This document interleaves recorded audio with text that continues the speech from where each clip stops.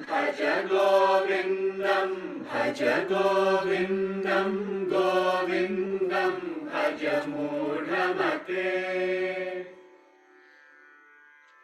सम्प्राप्ते सन्निहिते काले नहि नहि रक्षति दुःखङ्करणे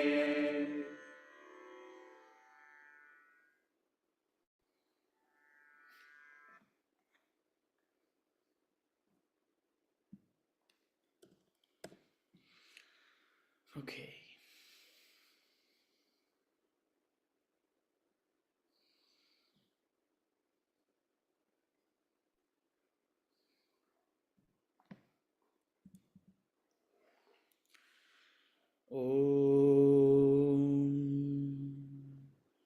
सहनाववतु सहनौ भुनक्तु सह वीर्यं करवावहै तेजस्विनावधीतमस्तु मा विद्विषावहै। ॐ शान्तिः शान्तिः शान्तिः।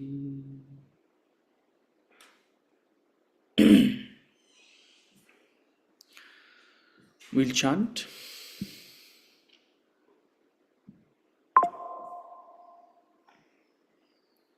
verse number 11 to 15. Chapter 9, verse number. One second.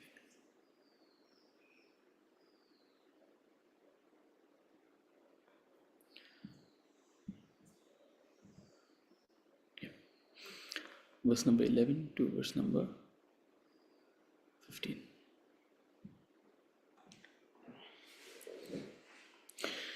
Avajananti ma mudhaha manushim tanumasritam param bhavamajanantaha mama bhuta maheshwaram.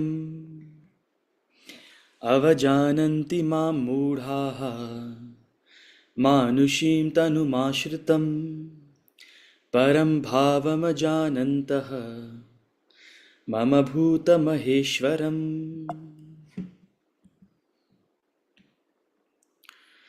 मोघाशामोघकर्माणः मोघज्ञानाविचेतसः राक्षसीमासुरीं चैव प्रकृतिं मोहिनीं श्रिताः। मोघाशामोघकर्माणः मोघज्ञानाविचेतसः राक्षसीमासुरीं चैव प्रकृतिं मोहिनीं श्रिताः। महात्मनस्तु मां पार्थ दैवीं प्रकृतिमाश्रिताः भजन्त्यनन्यमनसः ज्ञात्वा भूतादिमव्ययम्। महात्मानस्तु मां पार्थ दैवीं प्रकृतिमाश्रिताः भजन्त्यनन्यमनसः ज्ञात्वा भूतादिमव्ययम्। सततं कीर्तयन्तो मां यतन्तश्च दृढव्रताः नमस्यन्तश्च मां भक्त्या नित्ययुक्ता उपासते। सततं कीर्तयन्तो मां यतन्तश्च दृढव्रताः नमस्यन्तश्च मां भक्त्या नित्ययुक्ता उपासते। ज्ञानयज्ञेन चाप्यन्ये यजन्तो मामुपासते एकत्वेन पृथक्त्वेन बहुधा विश्वतो मुखम्। ज्ञानयज्ञेन चाप्यन्ये यजन्तो मामुपासते एकत्वेन पृथक्त्वेन बहुधा विश्वतो मुखम्।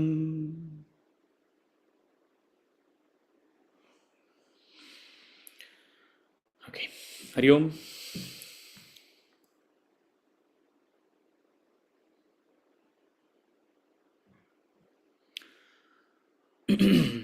Hari Om ji.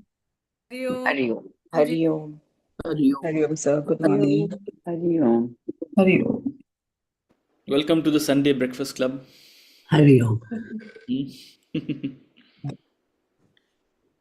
Hari Om. The breakfast. Hari Om. What is that? Hari Om. Hari Om, Hari Om. Okay, we'll start with questions. There are a couple of questions in the group. Everybody has outsourced their sadhana to Rashmi ji, it looks like.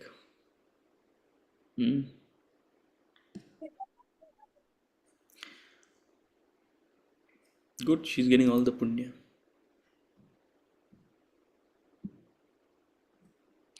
You all will get participation points. You know how children get a participation certificate. Okay, verse 8 of chapter 9. The possibility of non-apprehension lies in Brahman itself. Hence, Brahman declares non-apprehension, referred to as Prakriti, as its own nature. The non-apprehension of Brahman produces the misapprehension, several misapprehensions. The kaleidoscopic patterns of beings appearing in the world are mere misapprehensions of Brahman. But the moment you apprehend Brahman, all misapprehensions disappear. The worlds vanish. What does non-apprehension really mean? Is it just not being able to understand or more? What is misapprehension then? Is it illusion? Yes, misapprehension is the outcome of non-apprehension. Non-apprehension is ignorance, the inability to perceive the reality, the inability to apprehend reality. That is non-apprehension. So these are fancy words, technical, philosophical words being used, but they mean something very simple.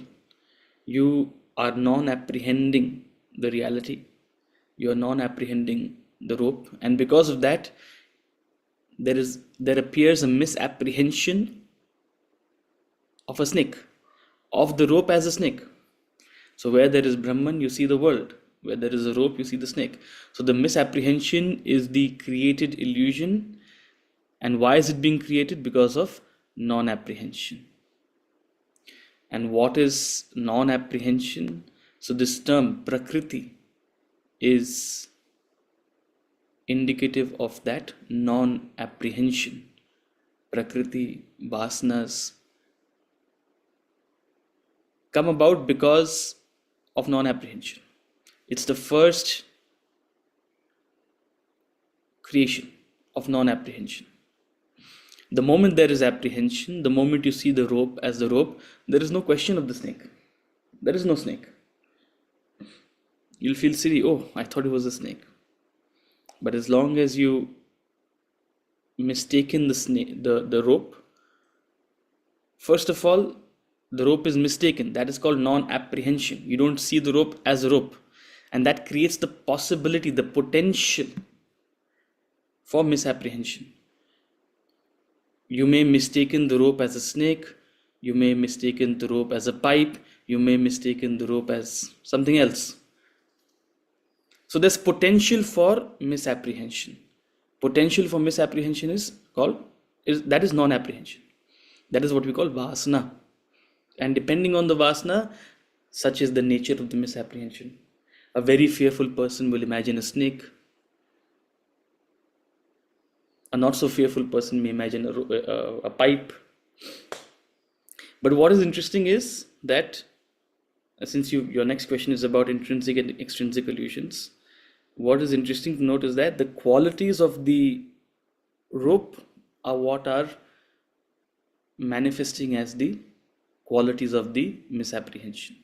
The qualities of the reality is what reflects as the qualities of the illusory object. So Brahman, the expansive, the infinite, is manifest as this infinite seeming world. This infinite seeming world stretching in all directions in time, space, and causation. This infinitude of the world is what is the resemblance of Brahman.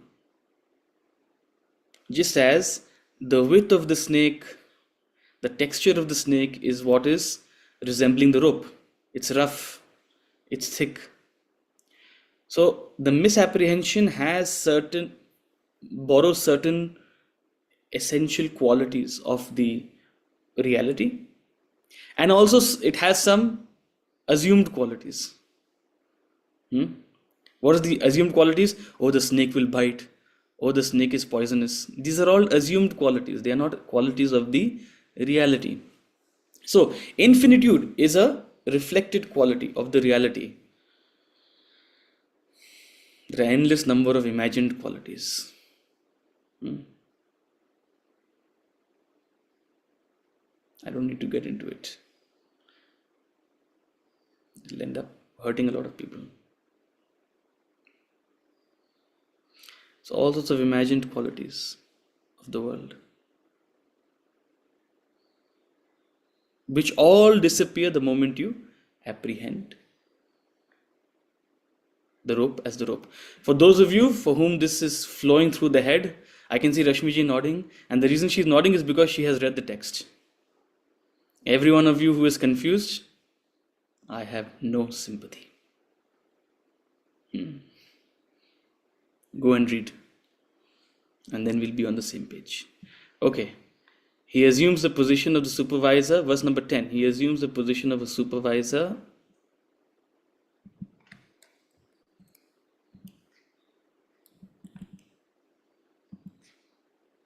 By me presiding, Prakriti producing the moving and the unmoving. So he assumes the position of a supervisor and shifts the responsibility of creation and dissolution to Prakriti. He holds Prakriti responsible for this world of beings and things. This is where is the, okay, this is the portion you are highlighting. Correct. So in comparison to what he said in verse number 8 and 9, in verse 9 he states, he animates Prakriti to bring about creation and destruction. Herein he says, he is just a supervisor. He shifts the responsibility of all the creation and the dissolution and everything, all the action to Prakriti itself. So the rope doesn't do anything. Everything is done by ignorance of the rope. Isn't it? How is the snake created? First the rope is saying, I created the snake. It came out of my Prakriti. Isn't it? In one vein, that is absolutely correct. What created the snake? It's the rope that created the snake. It's the rope's qualities that projected as the snake's qualities. The rope's length, the rope's width, the rope's texture, it all reflected as but then that makes you think, oh, the rope has some motive, the rope has some desire, the rope has some wish to create it, the rope has some involvement in the snake. No. I just exist. I just preside it. Everything is done by Prakriti. What is Prakriti? Prakriti is the non-apprehension. Prakriti is the ignorance of the rope. When there is ignorance of the rope does all the work. The ignorance of the rope creates the snake. It creates the fear. It creates the tension. It creates the worry. Everything else. So he assumes the position of the supervisor, and the responsibility of creation and dissolution and everything else is handed over to Prakriti. Prakriti is responsible for the world of things and beings. So your question is, you referred to the Vedanta treatise, went through the illusion, intrinsic and extrinsic illusion. Question is, when we consider God or Brahman, we segregate the world and God. Here Prakriti becoming responsible. Does it signify that the world and God are not separate, but both are divine? Look,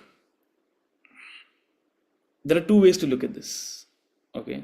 And, when you break it down into raw philosophy, that's not what the philosophy is saying in that sense, right? The philosophy is using terms like illusion and when you talk from that vantage point, from that meditative state, it is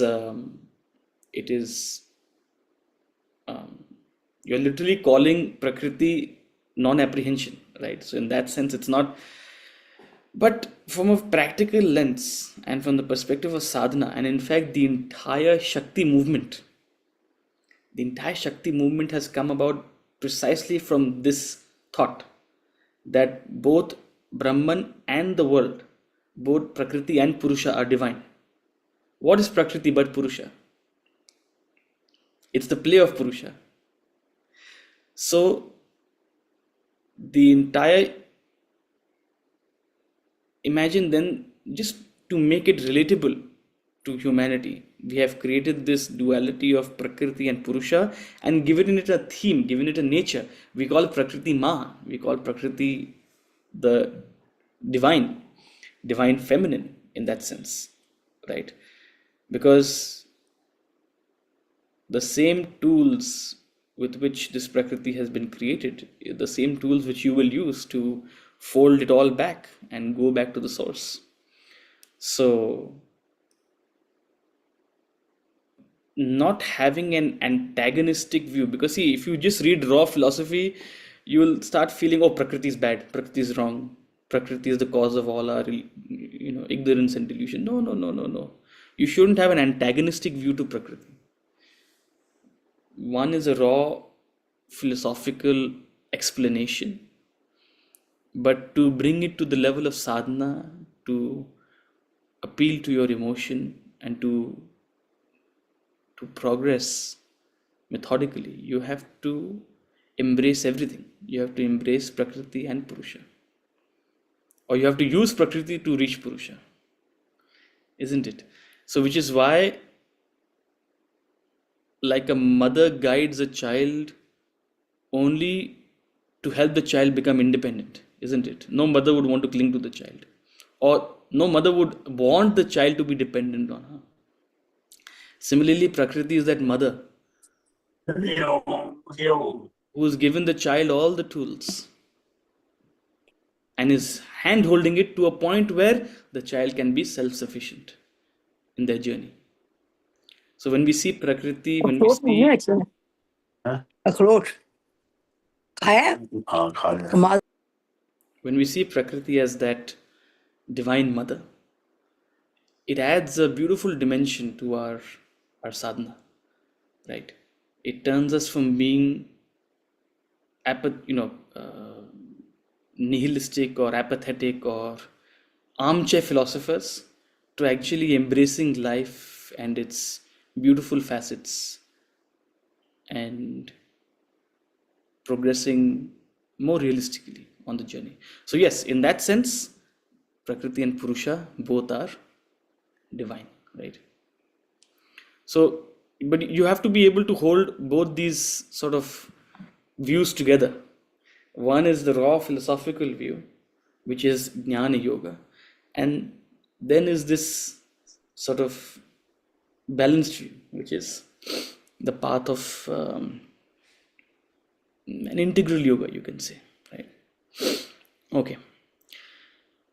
Prakriti responsible to signify the world. Can studying about intrinsic and intrinsic illusion help us clarify misapprehension? It will help you clarify what is it'll help you clarify it's an information essentially. It'll help you clarify misapprehension, no doubt, but it won't remove the misapprehension per se. When the idea about extrinsic and intrinsic illusion hits deep into the core of your being and it causes a shift in your attention, it creates a thirst in you to resolve the mystery of life. The work you put in then will help eventually remove the misapprehension. Just reading about it is important, is necessary, but not sufficient. Okay. In mathematics, we say it's a necessary condition, but not a sufficient condition, which means it's important to do, it's necessary to do, but by itself, it won't achieve anything, right? Studying has to be followed by contemplation, has to be followed by reflection, has to be followed by implementation, has to be followed by, that's the sadhana, right? Usavji, can I Yes. ask something? Yeah. Just in this vein of thought, before you move on to the next question, in the alternate, the raw philosophical point of view, once one reaches the stage of Purusha, then is Prakriti, does Prakriti even exist? Or is that also sort of an sort of leela or an illusion or something? Look, it depends on the worldview you want to follow, because this is the realm of the unknown. In a way, one can say that once you wake up, where is the dream? Right? But if you'll watch certain, say, a movie like Inception, are you in a dream within a dream within a dream? Yeah. You know? So is Prakriti and Purusha only playing at one level, or is it that, oh, there's a higher Prakriti and a higher Purusha once? So your conception of Prakriti evolves, right? Right now we limit Prakriti and Purusha to simply this waking state, but call it a limitation of our intellect. We cannot quite comprehend, what is the ultimate symbolism of Prakriti and Purusha, and particularly those who will fall into the Shakta realm will certainly disagree with you. No, how can you say this about Ma, right? But in a way, this is what is great about Vedanta also, because Vedanta says, yeah, I also dissolve with the illusion. I am very much part of the illusion. Vedanta says that I am part of the illusion. Vedanta, in the Bhagavad Gita, it is said, what is the use of a Veda to one who is awakened? The Vedas are as useful to an enlightened person as a well of water is useful where there is a flood. So, when you are awakened, nothing in the dream, even the most important aspects of the dream, which help you come out of the dream, which support you in the dream, all of that all dissolves.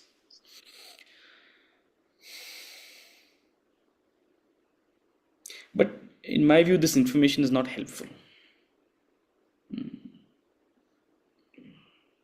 I don't know if you understand what I'm saying, but it's not particularly useful for sadhana.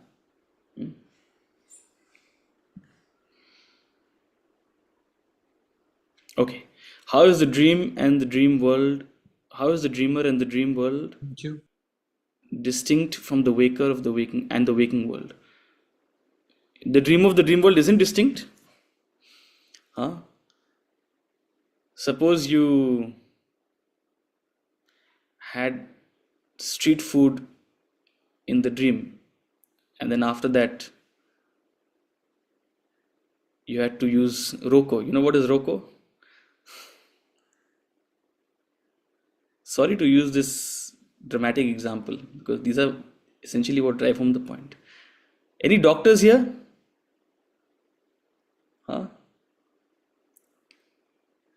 Doctors will know what is Roko. My American friend, he had come from America with me to study Vedanta. And he stayed in 3 years. And among a lot of fun things that we did together, he also had a love for eating good chatpata food. But American that he is, after the chatpata food, we all know what happens. Especially in monsoon. Diarrhea. So he had to use Roko. So suppose you're in the dream and you've eaten this chatpata food and you have to have Roko. Do you wake up with the same diarrhea? Hopefully not. So the dreamer is going through a certain experience. The waker is going through a certain experience. They are distinct and different.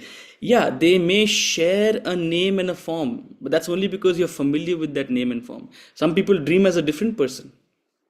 Some people dream with a different name. Maybe the same appearance, or maybe some magnified appearance, but a different name. So the resemblance, you think there is a resemblance because sometimes there is an overlap of name and form. But actually they are distinct and different. The physiological experience of a dreamer is distinct from the physiological experience of the waker. Whatever happens in the dream to the dreamer, none of that has any consequence to the waker in the waking world.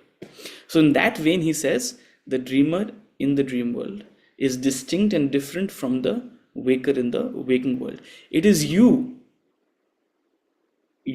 who assume the dreamer's role in the dream world, and you right now who have assumed this role of a waker in the waking world. What he's trying to draw your attention to is that beyond this waking personality, there is a deeper you, there is a deeper I, which is simply changing identities. It's going from one stage, exiting that stage, entering another stage, exiting that stage, and playing different and distinct roles. The stages are different. So maybe the characters are similar because their names are similar, but the stages itself are different, and therefore the roles itself are totally different. Yeah.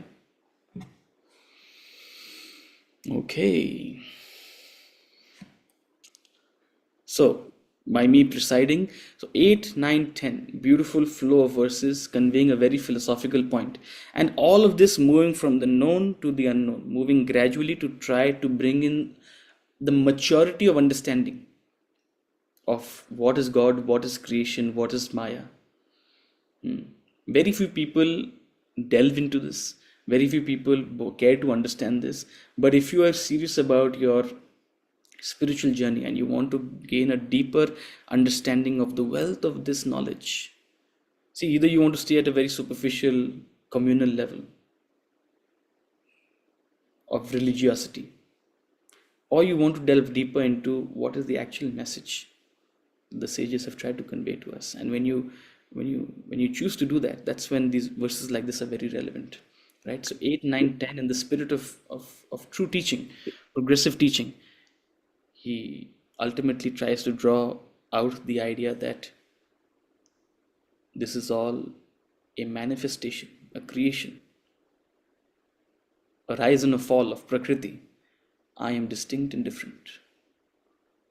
Akshara, Brahma Paramam, within which all this Kshara is happening.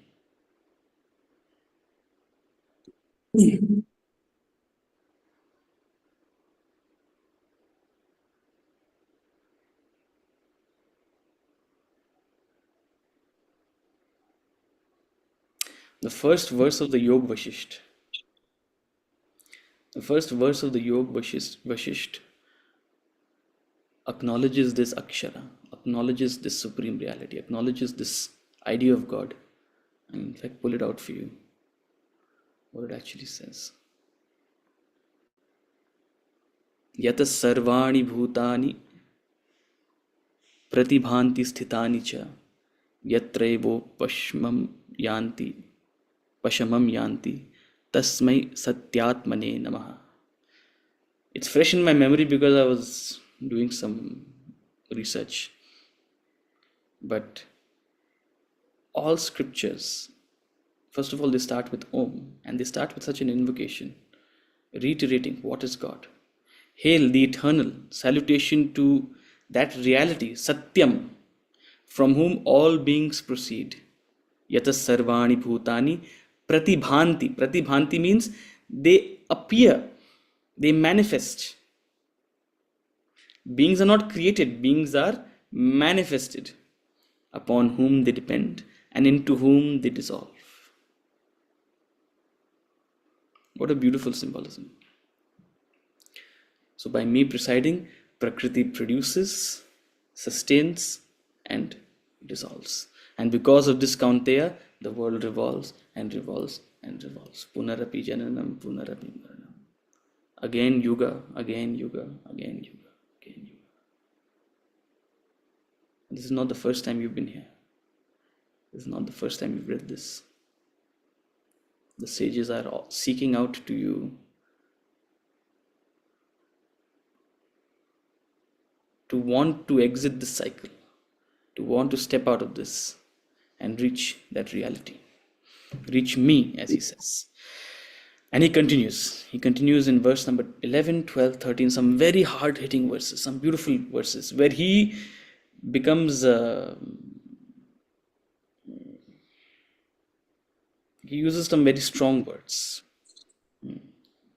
And you'll see that in verse number 11, 12, and 13. Verse number 11. Sir, one second.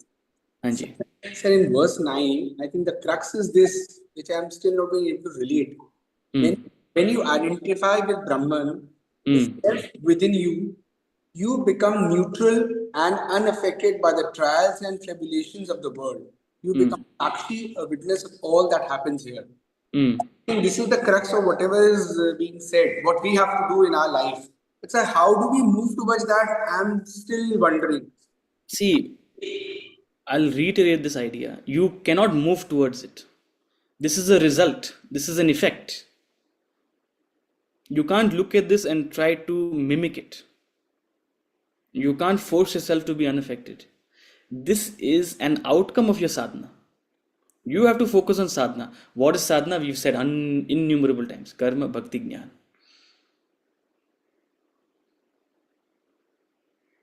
What does it mean to identify with the Brahman, the self within you? That itself is an outcome of shifting your attention and identity, developing an objectivity in life. Through karma yoga, what do? You're not identifying with your body and your mind and its emotions and expectations. You're shifting your identity to that unseen hand functioning through you. You're oblating your actions to the divine. You're acknowledging the divinity within you. Isn't that an identification of Brahman? What are you doing in bhakti? You're recognizing the splash of divinity all around you. You're pausing yourself. You're stopping your mind, your impulsive mind, from all its worries and anxieties, and you're taking a moment to breathe and appreciate this wondrousness of creation. Isn't that identifying with Brahman? What are you doing in Jnanam? You're investigating what is temporary and unreal, what is permanent and real. You're distinguishing between anitya and nitya. Isn't that identifying with Brahman? So when you focus on these sadhanas, that's when you truly gain the capacity to identify with Brahman. You sitting right now as yourself in this limited perspective of you being an individual, this ego, you will not be able to be Sakshi. You will not be able to be neutral. You will not be able to be unaffected, no matter how much you try. कितने भी पूजा करा लो आप, कितने भी rings पहन लो आप अपने हाथों में, हाँ, पुखराज भर जाएंगे आपके हाथों में.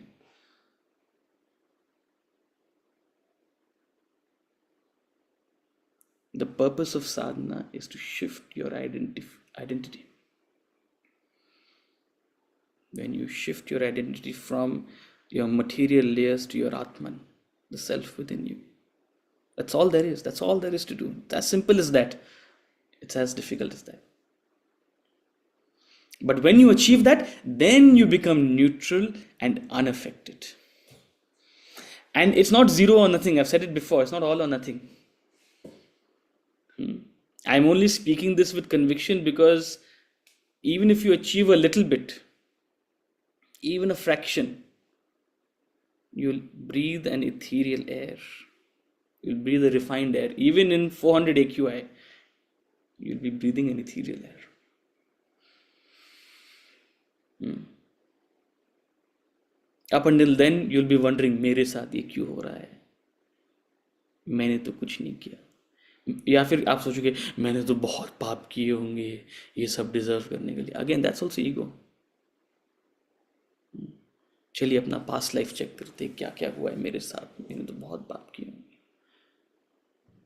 Both ways it's ego, stupidity, affected by the trials and tribulations of the world. The purpose of sadhana is to turn you into a Sakshi.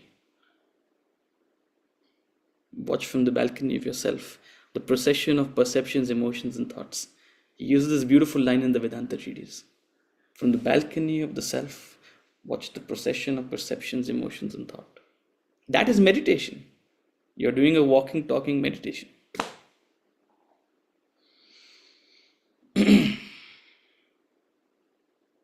Sakshi Bhav. Okay.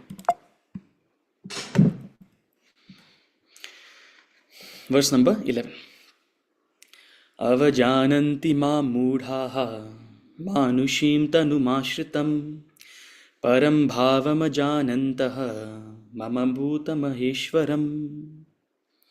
Fools disregard me dwelling in this human form, not knowing my supreme nature, the great Lord of beings. Avajananti mam moodhaha manushim tanum ashritam. Fools moodhaha disregard me. Avajananti mam. They disregard me. They don't recognize me truly. And they imagine I'm dwelling in this human form, not knowing my supreme nature, the great Lord of beings.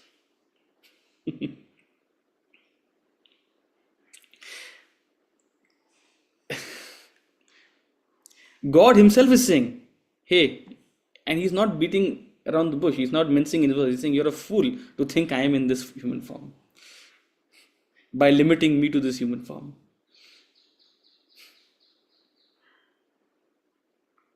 This human form is only a clothing I have adorned temporarily to walk with you, to talk with you, to show you the next step on your journey. But this is not all there is for me and about me. So fools disregard me as having this form.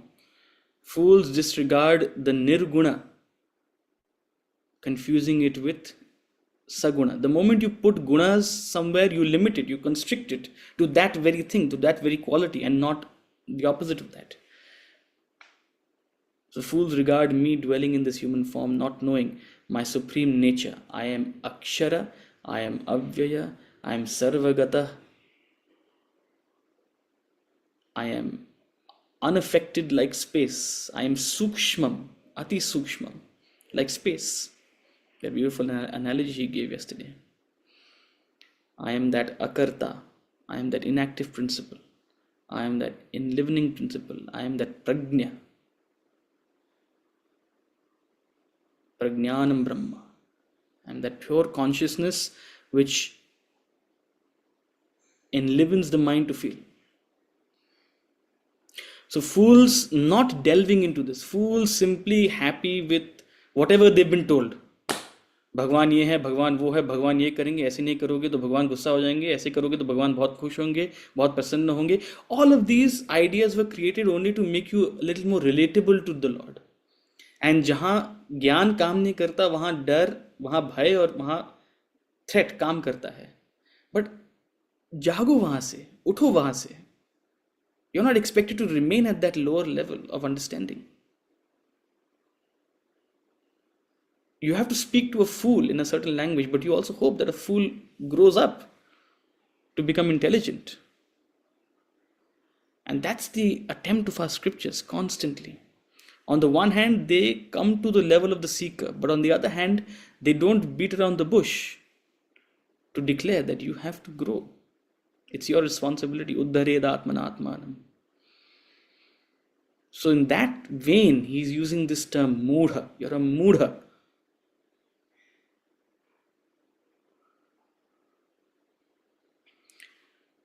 To stick to mindless ritual without heeding the philosophy is like hugging the husk and leaving out the grain. It's like hugging the covering. It's like valuing the packaging. Suppose you bring a piece of jewelry.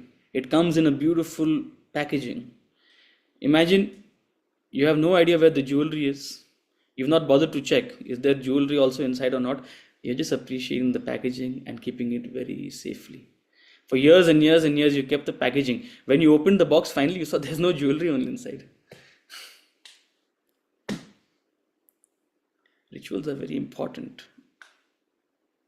All our practices are very important. Only as long as they invoke that sense of inquiry into the philosophy. That's the purpose of the ritual. Without it, the ritual is madness. And if a ritual takes you into further superstition, it defeats its purpose. It's not worth it. So fools disregard me dwelling in this human form, not knowing and not wanting to know what is my supreme nature. I am Loka Maheshwaram, Bhuta Maheshwaram, Kshara, Akshara, Uttama Purusha. We limit our understanding of God to Kshara. ओ भगवान थे और भगवान वापस आएंगे. अच्छा, कठिन समय में भगवान वापस आएंगे. अभी कहाँ है भगवान जाने. Kshara. We limit our idea of God to a perishable, limited human form. There are two more levels of understanding. Akshara, which we are trying to convey to you and is going over your head. And ultimately, Uttama Purusha. So, lift yourself by yourself. We're here to help you gain that understanding. Verse number 12. मोघाशा मोघकर्माणः मोघज्ञाना विचेतसः राक्षसीमासुरीं चैव प्रकृतिं मोहिनीं श्रिताः. मोघाशा मोघकर्माणः मोघज्ञाना विचेतसः राक्षसीमासुरीं चैव प्रकृतिं मोहिनीं श्रिताः. Of vain hopes, of vain actions, of vain knowledge, senseless, they verily are possessed of the delusive nature of Rakshasas and Asuras. See, I told you he's going to be brutal. He's saying you're a Rakshasa, you're an Asura, living a vain life, chasing temporary things. A little bit of health, a little bit of wealth, a little bit of attachment, a little bit of joy, clinging on to things as if they were permanent. They are vain hopes, they are vain actions, they are vain knowledge. Why? Because they will not liberate you. They'll further imprison you. There is no problem with enjoying things in the world. There is absolutely no problem. The problem is the attachment you develop to them. You begin to imagine they are permanent. You begin to hope and you wish, oh, let me ensure that I'm able to protect it.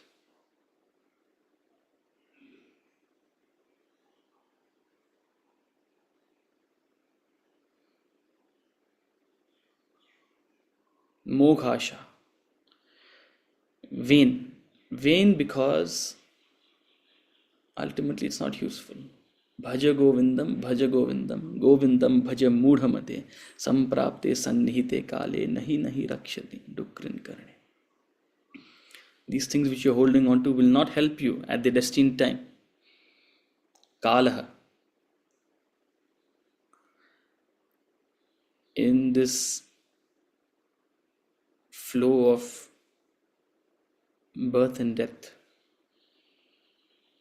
are your actions taking you closer to moksha? While you fulfill artha and kama, aligned with dharma, while you address your three goals in life, are you progressing towards your fourth and ultimate goal, which is moksha? If not, then the dharma, artha, kama are useless. That's what he's saying, moghasha, vain hopes. And the nature of the human mind is that it gets attached to whatever it contacts. It develops a delusion about whatever it achieves. Vain actions, vain knowledge, endless amount of mundane information. And it's very easy, even within the scripture. I keep warning you guys that the idea is not to simply develop an intellectual understanding. Otherwise, even this jnanam becomes vain.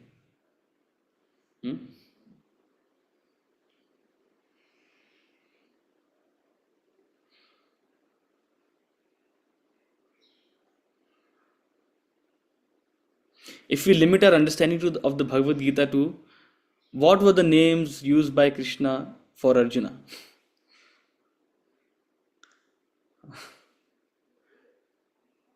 Okay, chant. Verse number 11 of chapter number 2. I'm not saying you should not know it. I myself promote that. But if that becomes the whole and soul, vain knowledge, are you using it to grow? Is it challenging you? Or is the Bhagavad Gita just gathering some dust? Or are you passively consuming it, superficially consuming it? Bhagavad Gita for time management. Okay, you can manage your time with that, no doubt about it. But you have to proceed beyond that. Otherwise, if kept to that, it's vain knowledge.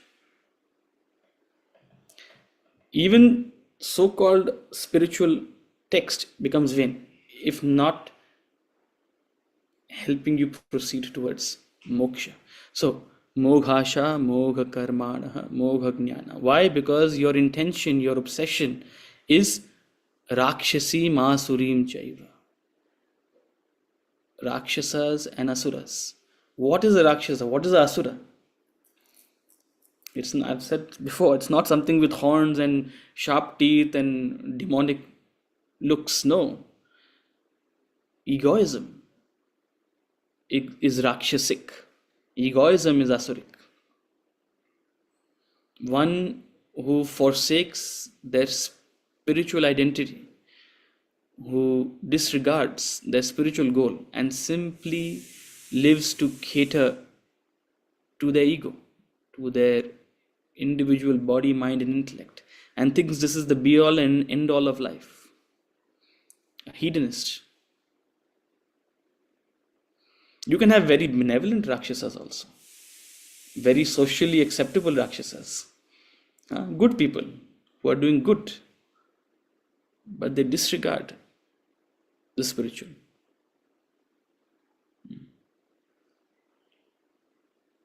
They remain entangled in the cycle.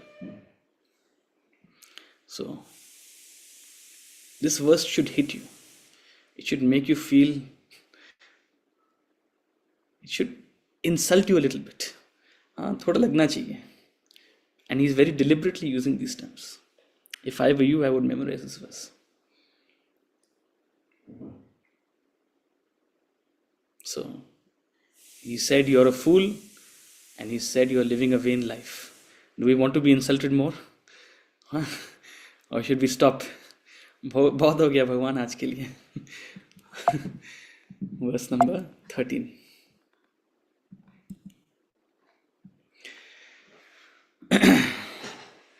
महात्मानस्तु मां पार्थ दैवीं प्रकृतिमाश्रिताः भजन्त्यनन्यमनसः ज्ञात्वा भूतादिमव्ययम्.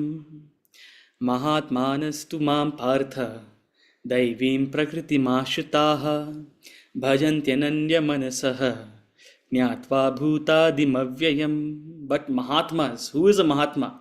Great souls, possessed of my divine nature, my sattvic nature, as opposed to rajasic and tamasic nature, the nature of Rakshasas and Asuras. They worship me with unwavering mind, having known me to be the imperishable source of beings. So, fools disregard me dwelling in this human form simply as kshara, whereas Mahatmas, they go beyond the understanding of God as the kshara and grow their understanding of God as the akshara, the avyayam.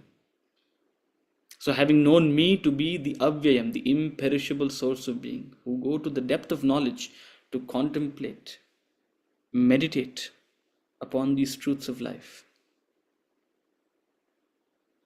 And they do it not casually, they do it not incidentally. They do it with an unwavering mind. That's what makes them Mahatma. They've been able to rehabilitate their mind from its samsara. They've been able to extricate it. It's been kidnapped by samsara. They've been able to liberate it from this kidnapping. And that's what makes them great. They are sattvic in nature, possessed of my divine nature. So the demonic nature is rajas and tamas, the divine nature is sattva. With that divine nature, they worship me, constant, nitya upasana. He's going to use these terms. Bhajantyananya. unwavering mind. Ananya means that without another. The mind is not hopping around and casually taking to whatever impulse. It is an unwavering mind. It is dedicated. It is disciplined. It has a clear priority for this.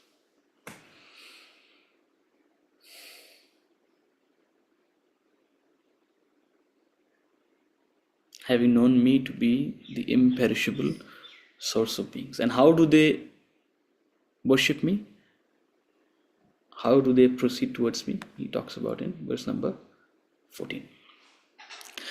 Satatam kirtayanto mam yatantascha dridhavrataha namasyantascha mam bhaktya nityayukta upasate. Satatam kirtayanto mam yatantascha dridhavrataha namasyantascha mam bhaktya nityayukta upasate.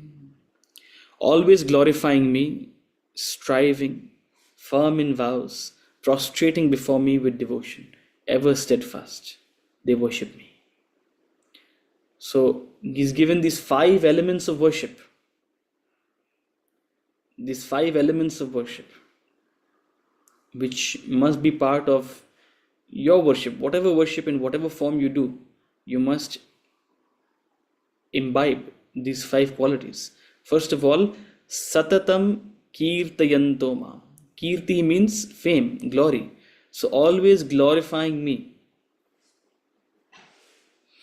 Now you can't do this mechanically. Just because Bhagavan has told me to glorify him, I'm going to glorify him. No. Your glorification of the Lord is an outcome of your bhakti. And really, this is where bhajans really take it home. And as you grow, your connection with the bhajans also increase. What are bhajans? Bhajans are nothing but glorifications of the Lord. They are celebrations of the various names that the Lord has acquired through various leelas, through various episodes. And some you are able to connect with more, some maybe you're not able to connect with that much. But over a period of time, as your bhakti grows, that devotion with which you chant and sing and connect with those very names, the glory with which you are able to call on to the Lord, it grows. But this is the role that bhajans play in Satatam Kirtayanto Mam.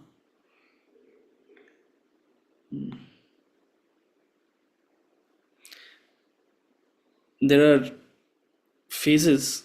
I mean, I generally listen to bhajans every day, but there are phases where I only listen to them.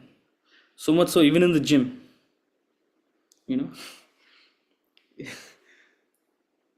listen to some bhajans while lifting some weights. Your mind goes into periods like that where you don't want to hear anything else. And that's when you know bhakti is working. That's when you know that bhakti is developing. So it should be done with that sense of adoration for the Lord, that true glorification, not something that you do mechanically. Striving, your worship should have a spirit of striving, wherein you have a self-imposed discipline, because you recognize that this is a path of self-development, of self-correction. So you have for yourself a goal in mind, and you chalk out a plan and program. You have something you're working towards. You articulate for yourself a spiritual goal, something measurable. It could be to do with certain emotions, certain tendencies, something you want to achieve personally. That's what makes it striving in nature. And that striving should also come with firmness in your vows. So whatever goal you set up for yourself, you must take certain vows and impose certain self-imposed discipline, which should not be casual. It should be firm. You must be firm. So don't overcommit. Don't do more than what you can practically achieve. But having conceived what is your goal, you must be firm to follow up, to hold yourself accountable.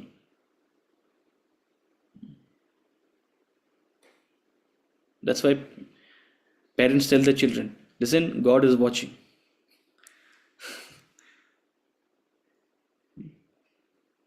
You must follow up on your vows. Prostration before me, a spirit of devotion and surrender. Prostration happens when you put aside the ego. There's no ego in your worship. There's no worry or anxiety. There's no self-glorification you're looking for. There's nothing for yourself. There is an acknowledgement of the supremacy. That's why you're falling in devotion. There's a spirit of surrender. So all of this is reflected by prostration before me. When you feel like you truly have something to learn, when you recognize that you don't know, all of that is prostration. And you do all of this steadfastly, with a consistency of purpose. Day in, day out, you show up. So these are the 5 elements of worship which you must adopt. And this is the way in which the Mahatmas, they worship me. This is the way in which they reach me. This is the way in which they truly become Mahatma. Verse number 15. One more verse. Jnana yagnena chapyanye yajanto mamupasate ekatvena prithaktvena bahudha vishvato mukham. Jnana yagnena chapyanye yajanto mamupasate ekatvena prithaktvena bahudha vishvato mukham. Yet others sacrificing by the yajna of knowledge, jnana yajna. Jnana yajnena chapyante. Worship me as the one, as distinct, as manifold, facing all direction. So along with bhakti, what is essential is jnanam. Bhakti is for your mind, jnanam is for your intellect. And while with your mind you increase your devotional quotient, with your intellect you must refine your philosophical understanding. Bhakti without knowledge, jnanam, is madness. Jnanam without bhakti is dry, neeras. So bhakti brings that lubrication, that taste, that celebration, whereas jnanam brings the direction, brings the clarity. So sacrificing by jnanam, jnana yajna, they worship me. And what is the direction of jnanam? What is the contents of jnanam? They worship me as one, which is that unbroken, indivisible reality, as that one Brahman, as distinct from matter. So if it is one and yet it is distinct, that's already sending you a message. Read between the lines. If it is one, which means it is unbroken, it is everything, it is indivisible, and also it is distinct. That means whatever it is distinct from is not real.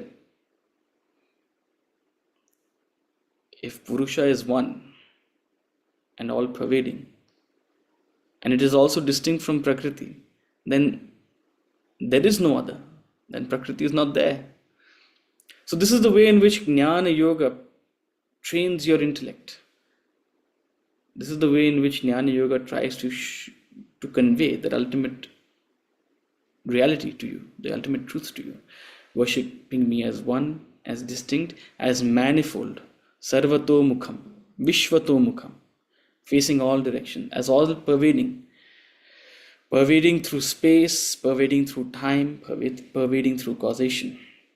Endless, ancient, puratanaha, sarvagata. So all these aspects of infinitude, Brahman, the expanded one, the infinite. So Jnana Yoga trains your intellect to identify, appreciate, resonate with this infinite, with the reality, with Nitya.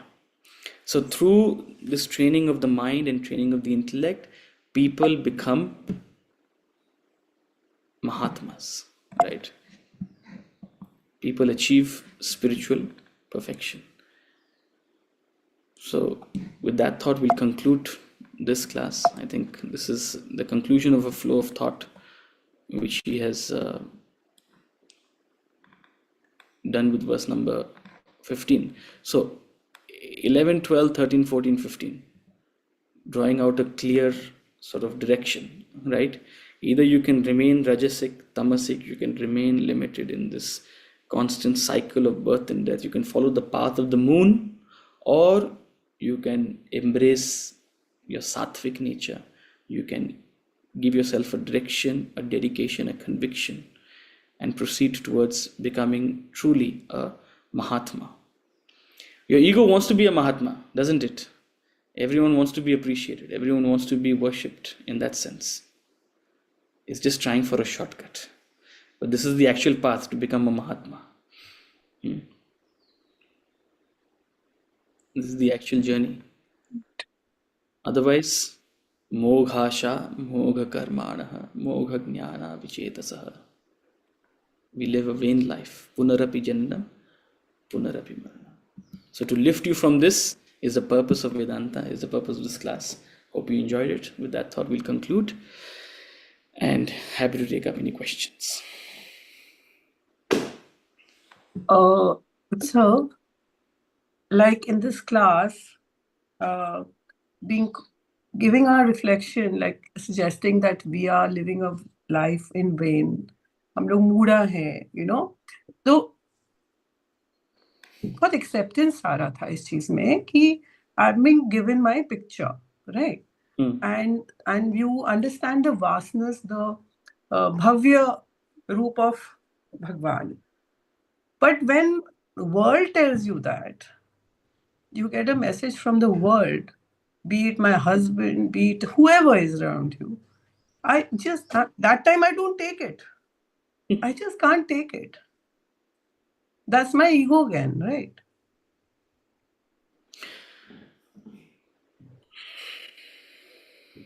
The same message, मूढ़ा है. देखिए, ये कौन कह रहा है आपसे? आपको लग रहा है भगवान कह रहे हैं, बट भगवान को तो दर्शाया गया है. ये तो कह रहे हैं व्यास जी, व्यासपीठ में बैठ करके. But this is the technique. भगवान को सामने खड़ा कर दो, सब लोग सुन लेंगे. अगर भगवान नहीं खड़े होते तो people would have gotten defensive. So this is the technique that sages have used. They realized, if my husband tells me something, Shut up. I will be rebellious. But if Bhagwan tells me something, Yeah. यहाँ तो लग रहा था बोले जाए that. व्यासपीठ में बैठ करके गुरु बहुत कुछ बोल सकते हैं जो व्यासपीठ के बाहर नहीं कह सकते. Right? So when the ego sees something, when the ego faces a confrontation from what one perceives as an equal or of the same realm, then there comes a natural barrier. Right? That's why the idea is that you are receiving this from divinity. That barrier automatically dissolves. You become self-reflective. But the work has to be done by the ego, ultimately. The ego has to dissolve itself. The sattvic ego has to dissolve the rajasic and tamasic ego.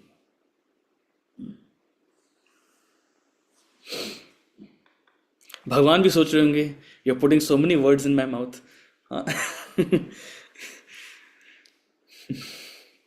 But this is the genius of our scriptures.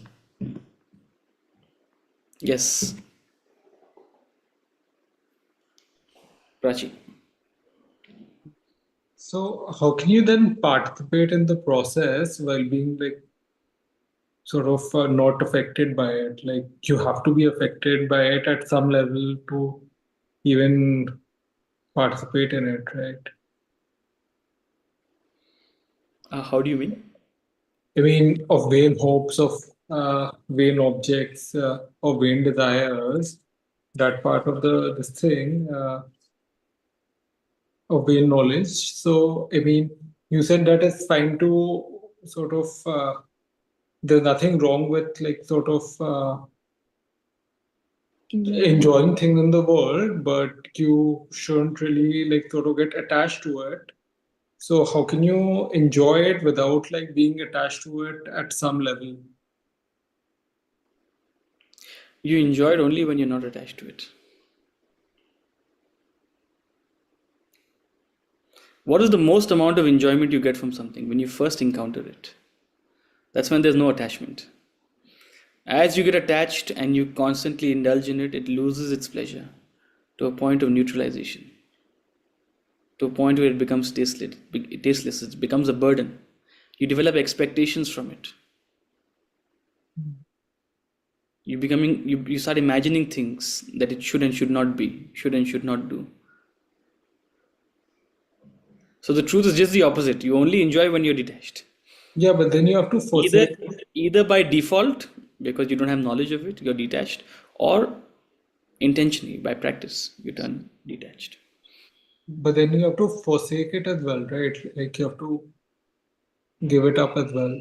Like, for example, You have to give up the thought of it being yours. You have to give up that thought of possessiveness. You have to give up the thought of it being permanent, of it being all important. When you give up those expectations and that delusion, when you lose the mindness, that's when you truly begin to enjoy. No, for example, I mean, say something like chocolates, right? And what you said right now, you like it most when you first have it, right? It's like something really enjoyable. But over time, over years or something, you might get things like diabetes, etc. You just need that chocolate just because you know you're used to it. You can't do without it. And ultimately, when you get the knowledge and you have the discipline, you'll only like you'll give up having the chocolate and you'll be like, okay, now I don't need to have it and there's so much better and I feel better. But you've given it up, right? It's not like you're like, okay, I'm like going to give up the thought of enjoying this chocolate and you're going to have. So what you're talking about is mukti from the chocolate. That is mukti. When there is no need itself, right? That is liberation. So chocolate is a simple example, but when we place, Yeah. something more complex Complex. and comprehensive out there, that becomes the challenge, right? Ultimately, we're all on a voyage by ourselves. We all have a beginning and an end. Whatever we hold on to dearly, it's not going to stay permanently, right? And that's a very important lesson to learn in life. And this art of detachment is what prepares us for that. But it very clearly states detachment doesn't mean separation. Detachment doesn't mean limitation. We're not asking you to not enjoy. We're not asking you to limit your enjoyment. Detachment is a mental preparation. And when you've perfected the art of detachment, what is perfect detachment?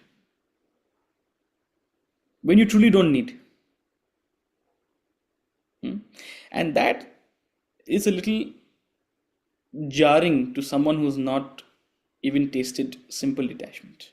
So which is why we don't. So in a way, your suspicion is correct, that ultimately you're forsaking the thing altogether. But that's ultimately. Until you reach that mukti, you're in this middle ground where you're with it, but not of it. I mean, And that's the lila, that's the sadhana, that's the entire game.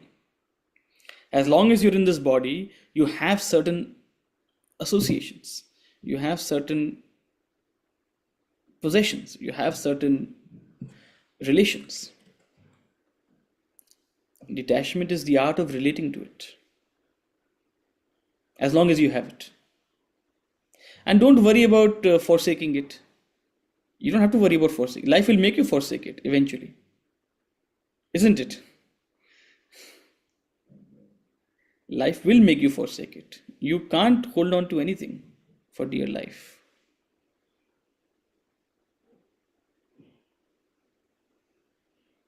Can I just add something? Yeah. Just in this case of chocolate, this example of a chocolate, someone who enjoys the chocolate with detachment would never get diabetes, right? Like, would not have as much to need a forcible removal from it, because to him a chocolate would be like bread or rice or whatever, like is the same thing. So you would be eating it, but with a sense of detachment. And you will enjoy the sweet taste, just like you enjoy the salty taste of a chips or so whatever. But it'll just be one of those flavors.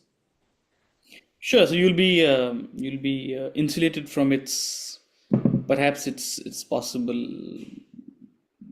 Like detriment. you won't overindulge in something if you relate to it in a non-attached way. Absolutely. But non-attachment doesn't mean limiting yourself in any way. Yeah. That's You must limit where this purposely. example breaks down. It's not that, oh, to be non-attached to my wife, I should see her only once a week. Huh? No, you're in the din and draw, you're right in the middle. You're doing more than you would have done otherwise. like having cheat days. So this is where the example with the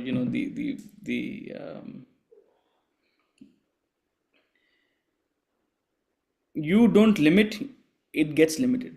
If you can appreciate that. Yeah. Hmm.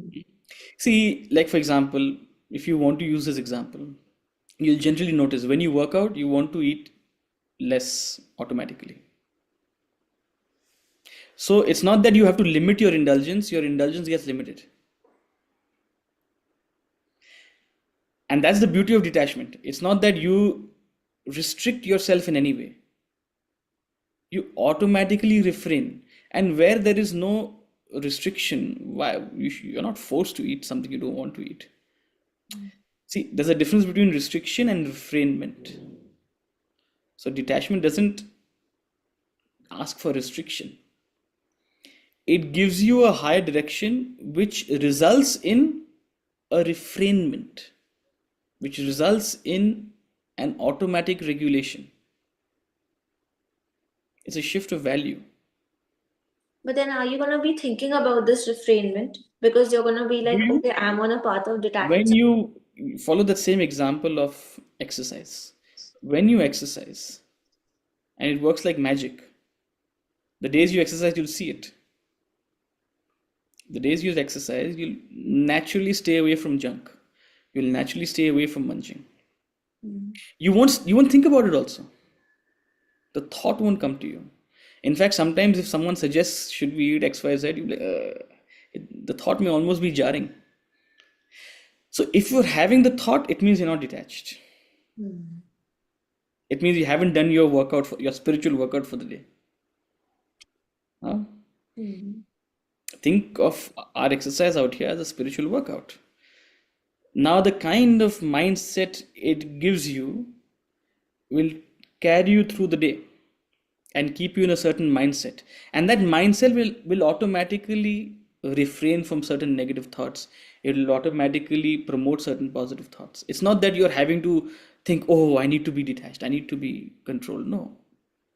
The muscle building you do right now, the spiritual muscle building you do right now, is serving you through the day. And then you have to come back tomorrow to do some more muscle building. Right? Yeah. But if you're having to think about it, it means that you haven't done your workout for the day. I mean, I asked the question because yesterday I was reading about a slightly more complex, subject. Like you said, the chocolate example is a simple example, where it was a book by, Ishwar Prasad, and it was a synopsis of what he's written. And basically he's written that, civilizations collapse, when they have in the elites, they game the system and they sort of concentrate wealth and everything, and they enjoy it, and then they have every incentive to sort of preserve the status quo, and then the rot sets in. So I mean, you're not part of the elite, but you're like sort of part of, most of us are part of the top 10 percentile or something, and we are enjoying it. We might not be actively like sort of participating in perpetuating the rot, but we are sort of passively not even like sort of giving it up as well. And this is not the first time you have thought of it, but yeah, there's a certain amount of guilt as well, right, by being a passive participant. Or This just is a beautiful topic, and I can talk a lot about it, and we can chat a lot about it. The easiest option is to become a communist. yeah, but you But in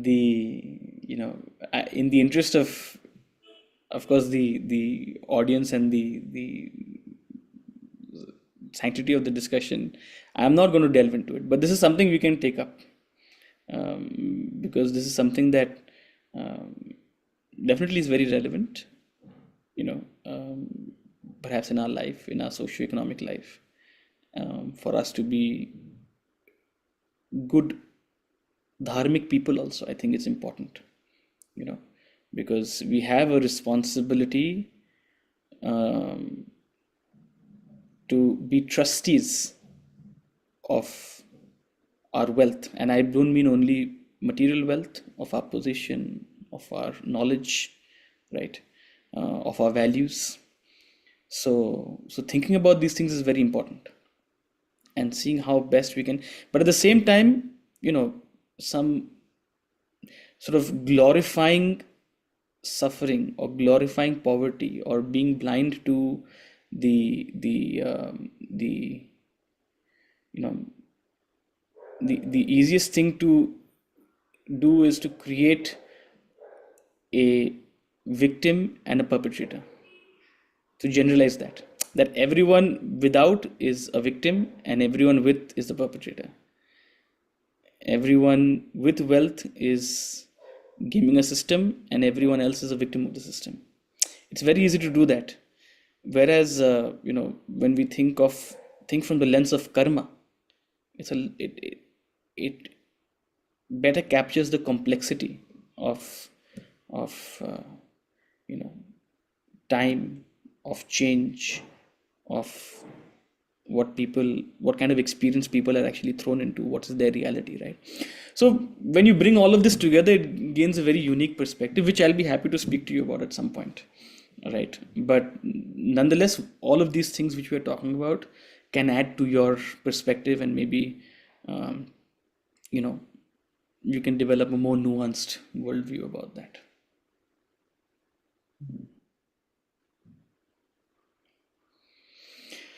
Anything else? Thank you. If not, happy Sunday. Have a good day. We'll see you day after tomorrow. Hari Om Ji. Thank you.